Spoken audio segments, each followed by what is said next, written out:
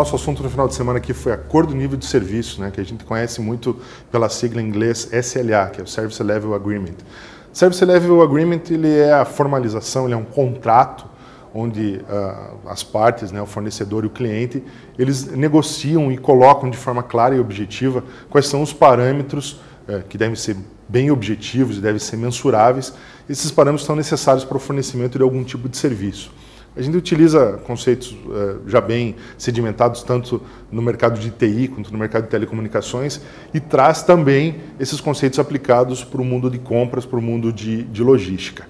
Então, o acordo nível de serviço, ele é essa formalização, até a gente brinca que é aquilo que o nosso avô já dizia, né? O combinado não sai caro. Então, você está combinando como é que você vai fornecer aquele serviço, a que custo e quais condições você fornece aquele serviço. Das vantagens, isso serve para consolidar cada vez mais a relação entre o cliente e o fornecedor, isso incrementa a qualidade do serviço fornecido, isso incrementa a fidelização daquele cliente, ou seja, você identifica quais são os requisitos do seu cliente, você faz um alinhamento de expectativas, ou seja, ele formaliza e você pode atender as expectativas daquele seu cliente.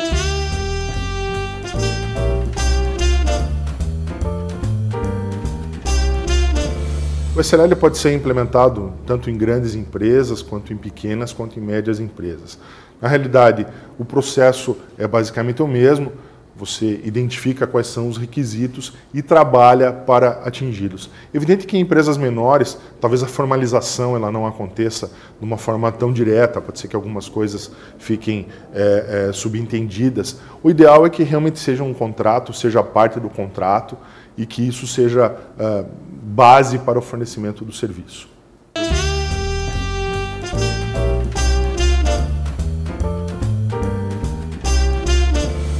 O SLA ele tem um ciclo de vida, ou seja, ele é desenvolvido, ele é planejado, ele é implementado, ele é monitorado.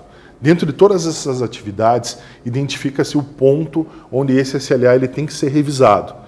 Ou seja, o cliente já está acostumado com aquele fornecedor, os grandes problemas já foram resolvidos ou alguns outros problemas podem aparecer no meio do caminho. Existem pontos, normalmente 6 meses, 12 meses, dependendo do contrato, onde esse SLA ele deve ser revisado, porque as necessidades vão mudando, as exigências vão mudando, como um todo, as características de mercado podem mudar, então esse SLA ele necessita ser revisado. É ideal que seja até uma cláusula do contrato que ela preveja quais são os momentos, qual é esse fluxo de revisão do SLA, mas é muito importante que ele seja atualizado.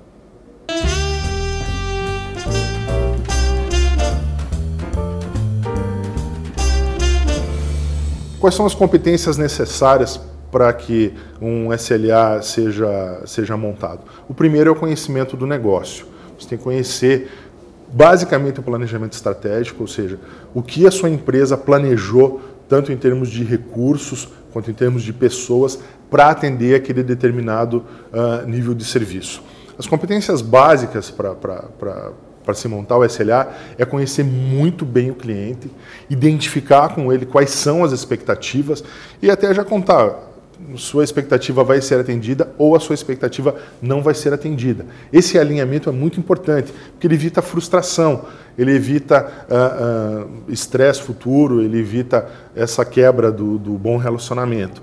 Então, quais são as grandes competências? Entender a empresa, entender qual é o serviço que ele é provido, deixar isso muito bem documentado e detalhado por parâmetros objetivos e mensuráveis, muito importante ser objetivo, né? Alto não é um parâmetro objetivo, podemos definir que alto é acima de 1,90 m, ou seja, já estabelecemos um parâmetro e estabelecemos uma medida, ou seja, um parâmetro objetivo e mensurável.